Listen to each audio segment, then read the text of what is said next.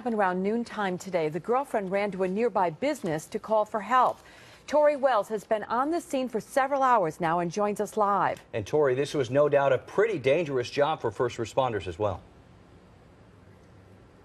Dangerous and very tiring. As you mentioned, this started right around 12:30 this afternoon, and just about 10 minutes ago that man's body was pulled away in an ambulance from the scene here. And you can see crews still working behind me as they continue to pull up through a pulley system attached to that fire truck the rest of the equipment and the rest of the crew members that were in that gorge. The fire chief just told me moments ago this has been a difficult job because the gorge is so deep, it has steep walls, and it has shale rocks that are very slippery and move easily. And we watched earlier today as those crews lowered their equipment from this bridge here on Congress Street.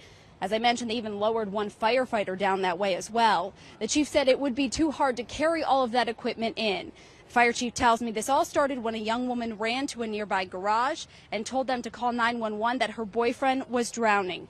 Now, right now, we don't know if those two were hiking or if they were swimming, but the New York State dive team was called in here to help, and it was those divers that were able to find this body. Again, the fire chief tells us that this area not just dangerous for his crews, but obviously very dangerous for people who try to walk or swim around in that area. He did tell me it's very difficult, though, to keep people away from this gorge, especially on hot days like today. We're going to have more on this story coming up tonight at 6, including the chief telling me a little bit about the training that these crews go through to be prepared for something as tragic as this. We are live right now. Tori Wells, CBS 6 News.